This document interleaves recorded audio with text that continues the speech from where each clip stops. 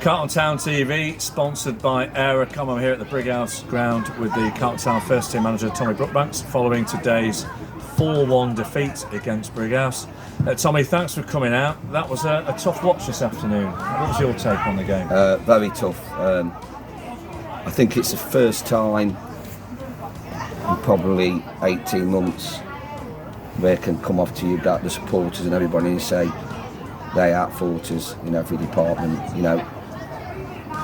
My last thing I always say before we come out of the dressing room is, you look me in the eye at 10 to 5, 5 to 5 and say, Gaffer, we might have not got the point, but we've worked harder than them and it's just not gone for us. And that's what's been happening, and that's fine. I can accept that. I can accept Dunstan Tuesday. You know, we were unlucky there because Nat's goal was onside, so you take a 1-1 there. So there was no real reason for that today to occur, other than they've gone out there and they have not worked harder than the opposition, which is, anybody will tell you in football is not good enough. Now, one of the really frustrating things about today was we actually started the game quite well. Attacked their goal, got a penalty, clear penalty, and Nat Watson put it away really well. And you must have thought then, excellent. A lot of positivity after Tuesday. We trained Thursday, we worked on little things. We worked on what shape we was going to do today to get us a little bit higher and get the likes of Nat and people into the box, because I think I've spent all day Thursday looking at videos the last 5 games, wondering where can we get better, and it was getting people in the box. You know, we sort of been dominating teams with football but not getting that finished article. So we worked on that, we get on the front foot, Nat gets in the box, we get a penalty, 1-0, and I'm thinking, yeah, this is working. And then we just took his foot off the pedal, inexplicably. Now, look, credit to Brighouse, that, you know, this is an hard place to come. I know Grant's teams have been playing against Grant for a long while now. They're going to give everything they've got. And all we had to do then at 1-0 was match them physically, match them with the work rate, but then 2 inexplicable goals again from set pieces, which we've sorted out, and we're 2-1 down at half time. You know, and they'll say they deserve to be 2-1 at half time. You can say that or not, but at the end of the day, we was 1-0 up, and we ended up being 2-1 down with 2 set pieces. That must have been frustrating, because we conceded similar goals against Stocksbridge and Absolutely. in other games this season. But as you say, clean sheet against Ossett, clean sheet against Ashington. Maybe you thought we'd sorted that bit out, but yeah. Well, I mean, you know, there was one good goal against Dunstan. It was a good goal, to be fair. I don't, you know, the last minute penalty. So I'm saying, yeah, we're looking solid again. We're looking good. You know, Fordy gets done by the number 9 for the header.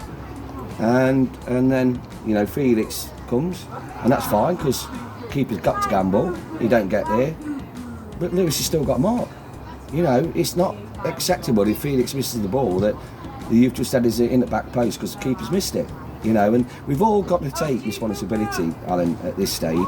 It's always a difficult time here in the Ego Sticks. It's a very difficult league. Pitches are getting heavier, and we've got to roll our sleeves up now.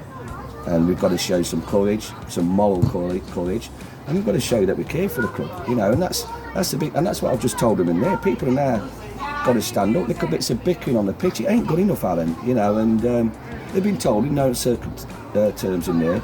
I am still convinced with this squad.